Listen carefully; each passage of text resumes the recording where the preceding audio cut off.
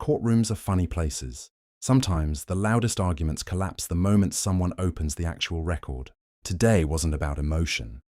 It wasn't about speculation. It wasn't even about who spoke the longest. It was about one thing: the scientific evidence. Advocate Mnisi did something devastatingly simple: going back to Captain Masetla's own testimony and read it into the record, line by line. Suddenly, the debate wasn't about opinions anymore. It was about what the forensic expert actually said. Then came the sting. Mnisi challenged the state's interpretation of the DNA evidence and cautioned senior prosecutors against, in his words, misleading the court, emphasizing the responsibility that comes with their positions. There was no objection, no interruption, just a courtroom listening as the record spoke for itself. Let's go straight to the moment that had the courtroom's full attention. The court will recall yesterday that at our adjournment, I was just about to refer this court to an extract from the record of the proceedings where Mr. Masetla actually put the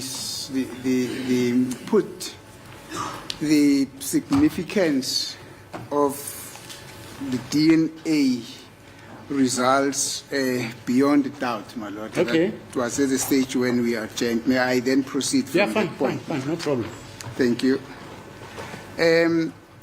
On the proceedings, my lord, of the 10th of September, 10/10/2023, on page 37, this is what happened, my lord, and I'll start to read at the top of the page. Manje umyisi bazofunda ke okwenzeka ke emarekhodini ngomhla ka-10 September ngo-2023 ikhasi lakhona ke kukhasi number 37. It's Captain Masetla saying yes, yes, my lord. Ucaptain Masetla uthi yebo yebo nkosi enkantolo. And then it's written here, the prosecutor, now I can't remember which one was it, but I think it was Advocate Baloyi, but it's written in the record as the prosecutor. Then the prosecutor says, okay, and in answer to Mr. Ramusipili's question, you say you can only say the DNA profile on the brim of the head exclude the suspects. Kuyakubhala lapha ukuthi umshushisi ke uthi ummeli ke akubhalanga ukuthi umshushisi bekubani kodwa ke uyacabanga ukuthi ke bekuyena umzane Baloyi ke bekashisa ngaloso mdolo ke uthi ke ngokuya ke ngempendulo yakhe ke wayenika umzane ke Ramusipili iDNA ke iyamkhipha ke yena lo muntu lo muntu lo othesicala uthi yebo. This was a question that was actually directed by the prosecutor to Mr. Masetla, and the question proceeded as follows. The fact that on certain loci you were able to read the suspects into the DNA profile, is it that of any significance? I'll give you this. And then Captain Masetla's reply to the question by the state was, my lord, the fact that I read you in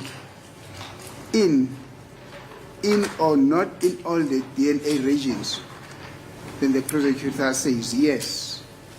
Then the answer from Mr. Masetla is as follows. It has significance because if I do not read you in all the regions, it means you are excluded. For us to include you, we need to include you in all the DNA regions.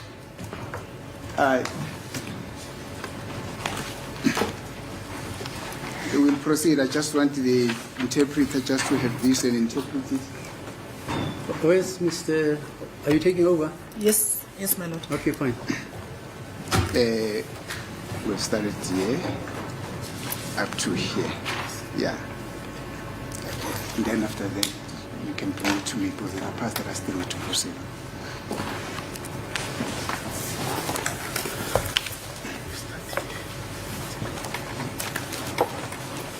Okay, ummeli ke uye wafunda ke kuma record la akhunywa la enkantolo ngomhla ka-10 September ngo-2023 ngalenkathi ke umshushisi ke kuyena ke umzana Baloyi ubuza imibuzo ngalenkathi leyo ke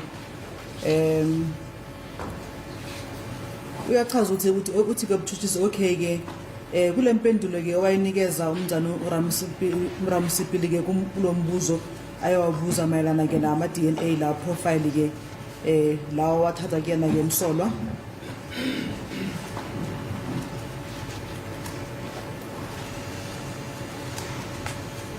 uyabuza ukuthi ke ukolo kothathile khona ukubalekile na uthi ke lona uCaptain Masetla yebo Nkosi enkantolo ngiyakufunda ngakufaka konke lokho okumelana nama DNA nama regions ukuthi zonke izinto efanele sisibheke ngokuya ngama DNA uthi kubalekile ngoba uma ke ngingafundi konke okuya ke ngendlela esebenza ngayo ama DNA kusho ukuthi manje lo muntu ke ukhishiwe lapho kususiwe ukuthi ke sikwazi ukumfaka lo muntu lofanele sibheke konke okusetshenziswayo uma kwenzwa ke lawo ma DNA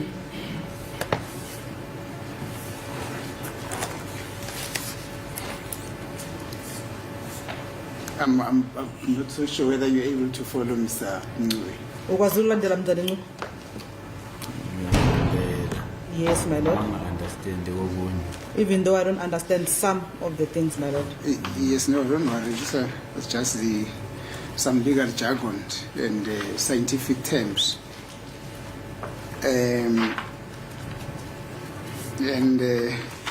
Furthermore, my lord,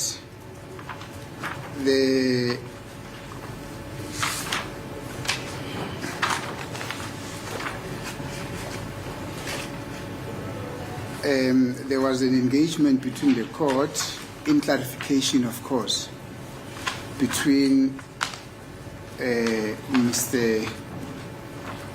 Captain Mosetla and the court. Kuyokwaba khona ke inkulumo ke yabakhona ngaphakathi kwenkantolo inkosi enkantolo naye futhi uCaptain Mosetla. Still on the same date, the proceedings of the 10th of October, 10 is October, ne? Yeah, October is 10.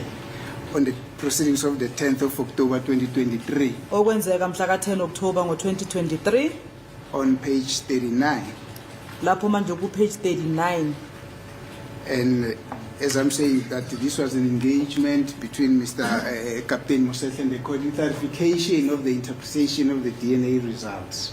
Leyo inkulumo ke eyaba khona phakathi kwenkosi enkantolo naye umzali Masihla ke uthi inkosi enkantolo ifuna ukuzwa kabanzi noma uchazela kabanzi ngalama results eDNA lafundiwe la court.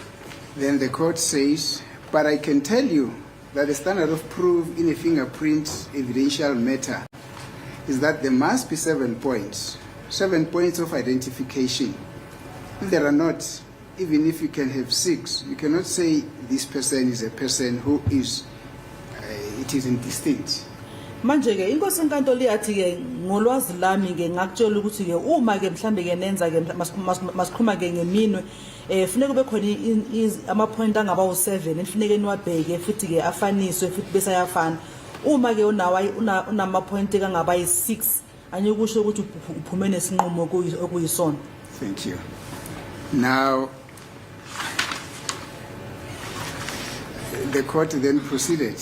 Even if he has 6 points of identification, which is similar, as long as it is not 7, they say identification beyond the requirement of proof. Are you with me? Manje ke inkantolo yaseqhubeka ithi ke noma ke ungaba ke nawo ama point angaba yisithupha afanayo noma afanayo nalo imino yalowo muntu lo kodwa uma unganawo ayi7 ngokuphelela kwawo anyikusho ukuthi ke kuyafana noma ke kuyahambisana. Then Captain Mosetla says, yes, my lord, and the court says, is it not the same concept? Manje ke uCaptain Mosetla naye uma ephendula kulokhu ke okushiwo inkantolo ke ngokuya ngama point la ayi7 afuneka ahambisane ke uCaptain uthi yebo Nkosi enkantolo na kusebenza kanjalo vele. Then Captain Mosetla answers after the court has asked him if that's not the same concept, and the answer was, it is the same concept with us as well, my lord. Uma ke ephendula ke uCaptain Mosetla uthi ke yebo Nkosi enkantolo ke nakithi ke thina abantu abenza ama DNA kusebenza vele kanjalo. Then the court says yes, and Captain Mosetla further amplifies his answer, and he says, to say that if we do not include you in all the 16 regions, we are not included. Manje ke yathi inkantolo yebo wasephendula wathi uMsetlo yebo ke unjalo uma ngabe ke azange ke sikufake nawe ke kuzo zonke into lezi ezi16 ke esebenza ngazo ukhipha imiphumela kusho ngamagama ke wena ke asuwena noma ke ase DNA nakho leyo etholiwe. And then the court brought in a very, very interesting point. Actually, let me say a brilliant point. It's not only interesting, it was very brilliant as well. Then the court says, there are points. Have you ever conducted a DNA test where all the 16 regions are excluded? Because, for instance, let us pause there. Manje Have ke- you ever, Oh. let me repeat this. Have you ever conducted a DNA test where all the 16 regions are excluded?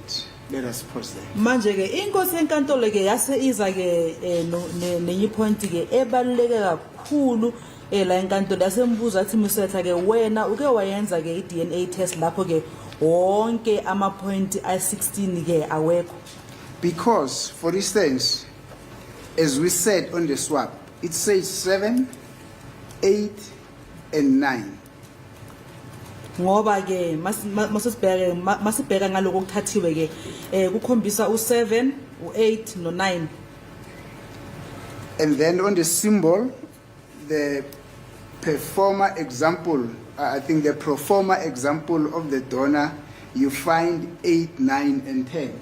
Ngoba ke kulamaphepha ke la asetshenziswa ke wesiboniso kubonakala u8 9 10. Yes. 8 9 10. Which you cannot say that there are similarities of any of the DNA symbols. Ngalokho ke anyekuzusho ukuthi ke kukhona ke okufanayo kwalama symbol la we DNA. Now, have you never done that where it says there are 18 or 16, or 16 points? In other words, have you never done a DNA where all the points are excluded? Manje kathi umbuzo ke manje wena awukaze wayenza ke ukuhluza ke iDNA lapho ke wonke ama point we16 ke akhishiwe. Now, this is what Captain Msetla answered to the court, and he says, no, my lord. UMsetla ke wasephendula wathi cha nkosi enkantolo. I've not seen where you will exclude a person in all of the 16 regions. Angaze ngabona lapho ke umuntu ke uzomkhipha ke kuwo wonke ama point lawo e16 ke funeka bhekwe. You will ultimately get in 1 or 2. Mosebenza ke ungenzeka mhlambe ukwazi ukumxhumanisa nga1 noma nga2. Then the court says, that is it, yes. So DNA coincides in all the tests we have made. Is that not so? Wasethi inkantolo yebo kunjalo. Kuvela iDNA ivela konke lama test la wenzile. And then there was a discussion between the court and Captain Msetla, up to the point where the court then asked Captain Msetla the following, right, what does it mean? What do you mean by that 6? And then this is what Captain Msetla told to the court. Kwaba khona ke inkulumo phakathi ke court naye ke uCaptain Msetla ngale ngathi ke inkantolo imbuza ukuthi usho ukuthini ke mawuthi ke besisithupha kuphela. So, what it means is there are some regions where that person's characters, we can see them in the mixture. Uyawathi ke kukhona ke izindawo lapho ke ungathola ke okunye okutholakala kulowo muntu lowo kuloko sonke kukho konke lokhu ke sikutholi noma sakuthatha. But for you to conclude that that person is a contributor to that particular mixture, you need to read him not in 6, but in all of them. Kodwa ukuthi wena uphume nesinqumo sokuthi ke lo muntu ngempela uye awumelanga ukuthi ke mhlawumbe uthole indawo ezi6 ke ezifanayo funeka uthole zonke ngokuphelela kwazo zihambisana. Thank you, my lord. I'll pause there. I Yeah. think, my lord, because this was engagement between me and the court and my colleagues here, I think this serves to clarify the position with regard to the evidence relating to DNA, my lord. Anything beyond this, I would submit, my lord, that is meant to mislead the court. Captain Mosetla specifically said for a person to be included in the exhibit that was found at the scene, he needs to be read in all the regions of the DNA profile. Once one is excluded, then the person gets excluded. It is therefore incongruent for the state to keep on raising the point that no, but they were read accused number 3 in his DNA profile vis-a-vis the exhibit that was found at the scene. He was read into 6 or 4 regions. Therefore, he cannot be excluded. That is totally wrong, my lord. Okay, fine. Particularly when it comes from colleagues of this stature, my lord, who are in control of the region, where other prosecutors from the regional court are listening and they need to take note from what they are saying here, my lord. I think they basically have to they'll come and face them in the face and say what Fela Kuti says in his heat: "Teacher, please don't teach me nonsense." And this is not an insult, my lord. It's just an observation. So I think the issue has now been put beyond reasonable doubt. Thank you, my lord. I don't know if the state has got any... Now that you've heard Captain Mosetla's evidence being read into the record, the obvious question becomes, why was there such a different interpretation of the DNA evidence in the first place? This is where the defense sought to make its point. Mnisi didn't introduce a new forensic report. He relied on testimony already before the court and argued that the scientific evidence should be interpreted according to what the expert actually testified, rather than through later characterizations of it.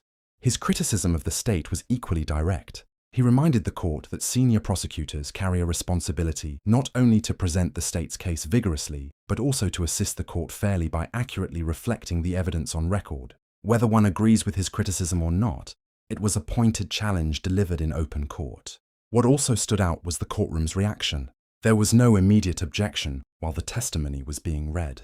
The court allowed the record to speak for itself before proceedings moved on. That silence is what has sparked much of today's discussion.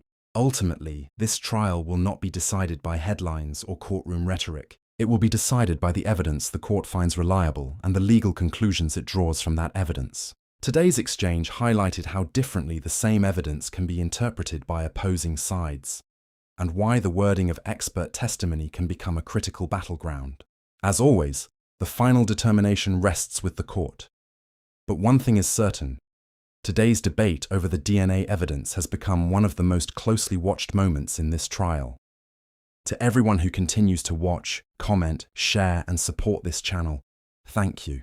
Your engagement keeps these important discussions alive, and I truly appreciate each and every one of you. If you enjoyed this analysis, please like, subscribe, and I'll see you in the next one. Stay blessed. Bye.